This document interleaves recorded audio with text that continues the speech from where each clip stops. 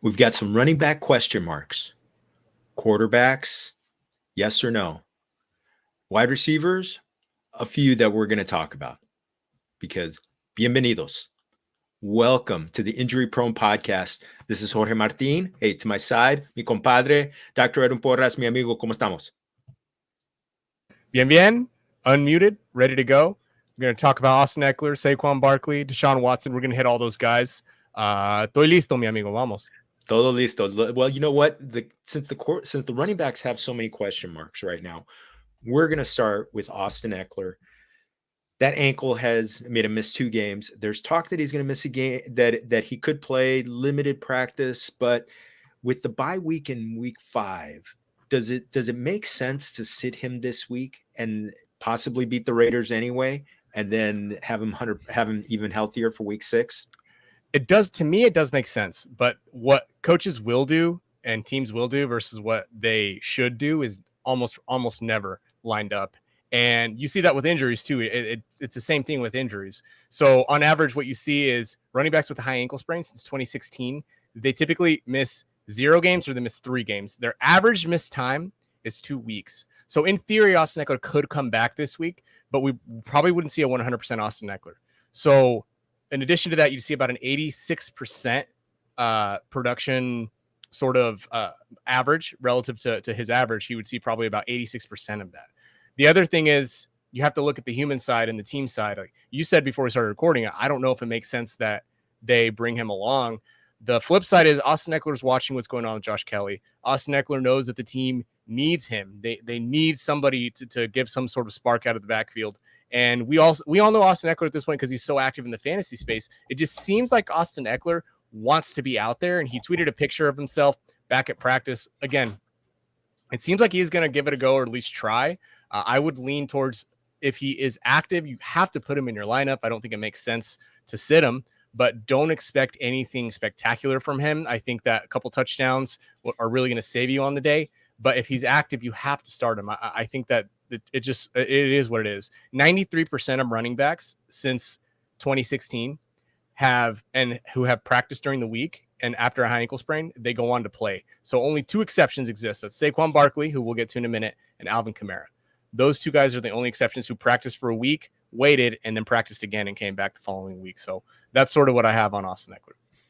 And I mean, this is a great game environment. It's got an over-under of 47.5. The Raiders and the Chargers. I mean, the Raiders do not have a good defense. The Chargers have not been a good defense. I think I actually predicted on the Yahoo, in one of my Yahoo articles that Keenan Allen and Devontae Adams were going to battle for wide receiver 1 on the week, just on the same field. But Ekeler, I always want to see the guy that want to see him back. I kind of there, we saw David Montgomery last night do very, very well coming off of a thigh injury, but ankles are so different. And gosh, that third game, especially with the bye week coming. We'll see, but like you said, they push to play, and the coaches are going to push them to play. Brandon Staley may be coaching for his life. But you mentioned Saquon Barkley. Now he revealed that it's actually a high ankle sprain, and again, you mentioned 3 weeks. What back at with the limited practices. Yeah, so Saquon, obviously I just mentioned him. He's one of the guys who practiced for a week before he actually came back after his last high ankle sprain, which was the same side. 2 different things can be true. So A, it's better than the last time, or B, it's not. And last time that this happened to him, he had this high ankle sprain. It was on the same side. The sky was falling. People were nervous. Nobody really knew what was going on. And he ended up missing 3 weeks. I do think it's possible, since he's at practice now, that he comes back and plays. But again, similar to Austin Ekeler, you're probably not going to see a 100% Saquon Barkley. It would probably make sense for teams, for the Giants to sit him, but we don't know if that's going to actually be the case. So you just kind of have to roll with him if he's active, understanding that he is highly volatile in that first week back. So, 2.2 games is the average for missed for high ankle sprains. So you got to sort of hold your breath and hope that he's out there and can be productive for you. But he is a high risk. Don't use him in DFS lineups. Don't take any props that might be out there for him. And two things I want to mention. Number one, if you want to continue to keep up with this type of information, get in the Patreon, patreon.com/injuryprone. We talk about this stuff all week, Monday, Tuesday, Wednesday. It doesn't matter. Saturday, late Saturday, Sunday morning, we're hitting these questions. We're talking about the updates and really discussing what's going to happen. The other thing, Jorge, you slid this by. You announced that you're finally full-time at Yahoo. I'm not going to let that slip by. I'm so happy for you. Congratulations. I think that's awesome. And I know you're laughing and you're smiling because you're humble. You're look how red you are. Look how red you're turning, man. I really appreciate you so much. And I think that's great. We sort of got started on a hot track and we sort of hit the ground running, but I do want to bring that up. I do want to say congratulations, my friend. Estoy orgulloso de ti, un Latino en Yahoo. So congratulations on that. Gracias. Yeah, La Familia, we're there, and they've really welcomed me with open arms. Just a great place to be, great team, and I mean a lot of people that you've interacted with, people that use your that use your great advice. So that means they're smart people. So yes, it does feel really big. I said it yesterday on Twitter. It feels like I'm back in the big leagues. So yes, muchas gracias, mi amigo. But it's fun. So I'm gonna be humble. I'm gonna keep following my content, and hit me up whenever you see me pop on your phone, because it will be. It is a lot. So gracias, compa. Gracias. So one thing on Saquon, real quick. The Seahawks have been better against the run this year than they've been against the pass. I think this game actually could shoot out. I'm concerned about the environment here. I mean, it is going to be they're 1-2 team that is trying to fight back. So vamos a ver. But yeah, we've all sprained ankles really badly, and it takes 6 weeks. So, but we don't have great doctors like you to help us get back to get back to health. I wanted one more running back. I wanted to ask about Miles Sanders. Groin issue, came out of his game against the Seahawks last week with a groin issue.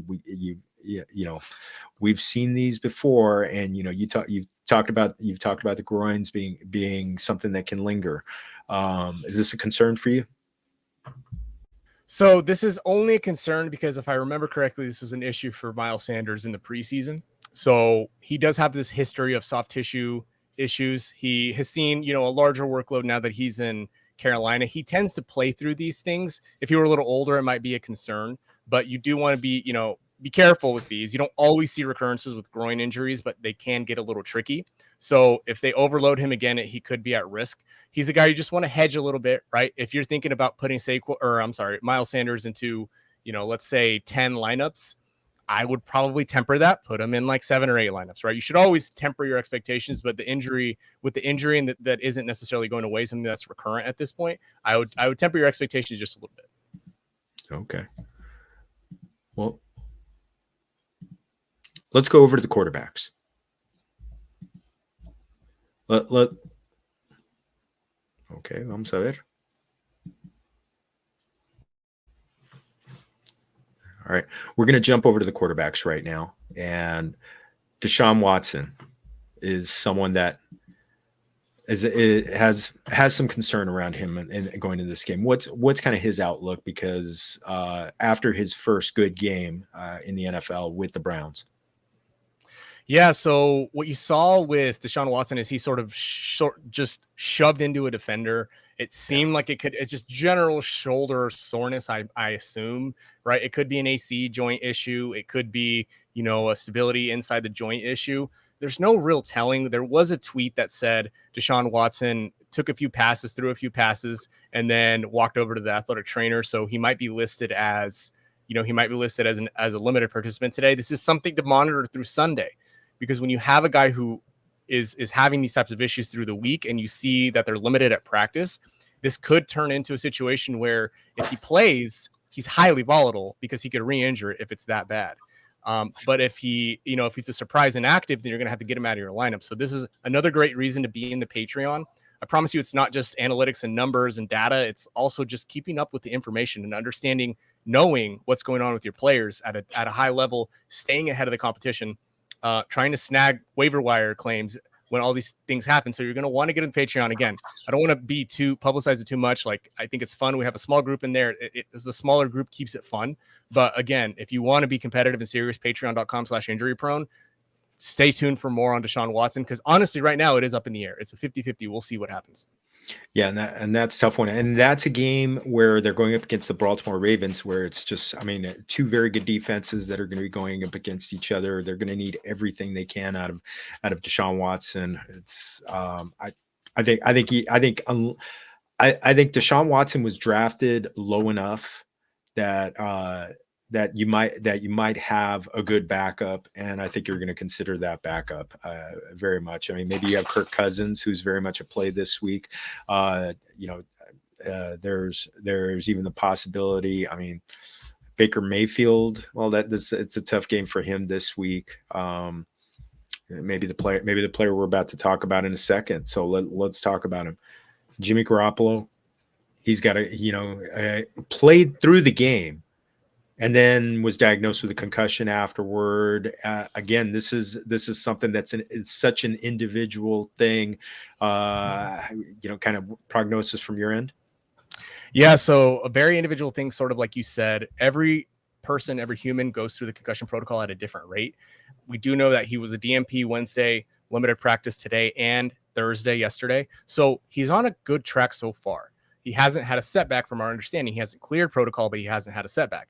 I've mentioned this with Anthony Richardson's about 50% of quarterbacks who go into the concussion protocol since 2018 come out the other end the following week and play. There is an increased risk of re-concussion, right, of re-injury. So you don't need to use Jimmy Garoppolo by any means. But again, you could be in the position where you're like, shoot, I have Deshaun Watson and I have Jimmy Garoppolo. I never advocate for carrying two quarterbacks in the first place, but I understand some leagues, that ends up being the case. So this is really tricky. You could roll the dice. I want to say there's a 51% chance right now Jimmy Garoppolo goes, as long as he clears protocol by tomorrow. You can roll the dice and leave it that way, or you can go out and snag a third quarterback, which is not ideal. I understand. But for right now, you're going to have to really monitor the news. If I had to go with my gut, I would say Jimmy Garoppolo goes. Yeah, and again, it's such a great game environment. Both defenses are beatable. Both offenses are going to go. I mean, gosh, I love that game. I love that game. Games at SoFi Stadium do tend to shoot out. We're going to do one quick one. Derek Carr, who did not. Yeah, go ahead. No. Go ahead. Derek Carr. Again, with the AC sprain, the average amount of missed time for an AC sprain is 17 days for a quarterback. So you can miss up to 2 weeks, right? We know based on what's going on with Derek Carr, he got taken to the hospital, scary situation. They cleared him for internal organ damage. Watch for him this weekend. If he is placed on the IR, if they're going to do it by tomorrow. I'm not saying that is likely to happen, but it is a possibility based on how severe the injury seems to be. At the very least, you're going to be without Derek Carr this week and potentially next week. So it's the Jameis show, baby. And the script writers, they did a great job, compadre, because they put the Tampa Bay Buccaneers against the New Orleans Saints on the exact week Jameis Winston. This is beautiful. The writer's strike is over, and you can tell. Dámelo. We want more. So I love it. All right. So we're going to go over to the wide receivers right now. All right. Let's start with Deebo Samuel, but we're going to go into the Patreon real quick, because there is a question from the Patreon real quick, and is Deebo Samuel's mysterious knee issue concerning, where it was not an issue during the game, but later after showing up to the team facility? Has this happened before for any other player? So you see this pretty frequently with Deebo Samuel. Specifically, you see this with skill players. You don't know that they have an injury, and then all of a sudden, boom, they have an injury. Deebo Samuel's not dealing just with the knee issue. He's listed on the official practice report with the ribs and a knee issue. So we know he has a history of an MCL injury from last season. And then the ribs are never fun to deal with, right? So 78% of the time, wide receivers don't miss time with ribs injuries. But we saw, it's possible, right? If there's an 18% chance he misses one game. He hasn't practiced. If he doesn't practice today, I think it's fairly obvious that he's not going to play. The other thing is, even if he practices today, he obviously wasn't involved in the game plan very much. And I don't know, do the 49ers really need Deebo Samuel? I think in the aggregate, and I'm going to say this carefully, other people will come for me. Do they really need Christian McCaffrey, right? Do they really only, right, that week, any given week, do they need just Christian McCaffrey? That I should put it that way. Any given week, do they need just Deebo Samuel? Any given week, do they need just Brock Purdy? I don't think that's the case. And Brandon Aiyuk, we're going to talk about him a little bit. He should be healthy and good to go. Christian McCaffrey's healthy. They have George Kittle. That defense is their menaces. I don't think that Deebo Samuel needs to be involved in this game plan. So if he's active, I don't think he's a must start. I really don't. The start your studs narrative, I understand if you want to throw him out there and just for peace of mind, if you'd rather see him go off in your lineup than on the bench. But I do think this is not a ceiling game for Deebo Samuel. Yeah, I mean, it's a home game. Arizona just came out, just probably had their win of the season last week. Yeah, maybe it's smart to sit him. Plus, it's also a good thing. Remember, George Kittle, he does very well when either Deebo Samuel or Brandon Aiyuk miss time. So something to keep an eye on. But you're right. Maybe they don't. So want to give a quick shout out to our amigo or amiga, GTBINH, which is not sure what that stands for. I don't know if that's a name. I don't know if that's, but thank you, GTBINH, for the question. Muchas gracias. Well, you touched on Brandon Aiyuk. Shoulder injury, and it was both shoulders, wasn't it? And missed the game. We've hit. I'm looking at the practice report right now. I believe he was limited on Wednesday, and let's see, it's popping up. Limited Wednesday, limited Thursday. Limited. Mr. Unlimited, not Mr. Unlimited. Mr. Limited. Okay, what do you think? What do you think on him for this week? I think he's good to go. I think they held him out for the exact same reason that I'm saying they might hold out Deebo Samuel. They don't need Brandon Aiyuk any given week. They don't need Deebo Samuel. Now they have Brandon Aiyuk back. There is some volatility attached to him now. There's about an 18% chance of re-injury to that left AC sprain that he has. But all in all, I do think he's going to be okay. I think he's tough, man. He's one of the toughest dudes out there. He played through both those shoulder injuries in one given game, and that's just nuts to me. So I think he's ready to go, and I don't think this is going to limit him as much as people should be worried about. You have to have Brandon Aiyuk in your starting lineup. Yeah, absolutely. I think if he's starting, you're playing him. You're playing him. And you mentioned, I think you mentioned the return to play timeline on shoulder injuries was about like one missed game, I believe, right? Yep, just about one missed game for those guys. Okay. All right. 0.7. Right there. So a couple of quick updates. We talked about the Ravens-Browns game. Let's go to the other side. Odell Beckham Jr. Ankle injury. He missed the last game. We talked plenty about ankles with Ekeler and Saquon Barkley. Kind of his outlook. Yeah, so I think the thing with OBJ, right? I'm sorry, you cut out for a second. Is that who you're talking about? Yes. Okay, OBJ. I watched the tape, and it doesn't really look like anything significant happened. He just kind of wiggled around. It didn't really go into what you call inversion. Didn't really go into eversion. We know that he's had the fibula fracture before with the combined high ankle. He's 30 years old. He hasn't practiced this week, so this is obviously probably more severe than we're giving it credit for. Typically, wide receivers try to come back from this injury too soon. I don't think that he's trying to do that. I don't expect him to be out there. And then we'll throw Bateman out there too. Rasod Bateman hasn't practiced with the hamstring strain yet. That's a tough run out, man. I feel so bad. I feel for Rasod Bateman. He just has not had good injury luck. A groin, a foot, a hamstring. I hope this is similar to what happened to Keenan Allen early in his career when he just had all these random ailments and wasn't able to get right. I do hope that Rasod Bateman can be a bit of a late bloomer late in the season. The foot obviously isn't an issue right now. It's just primarily his workload, his ramp up. And one of the things that the audience might find interesting is Rasod Bateman's workloads. They increased, and I have it here. I'm going to pull it up.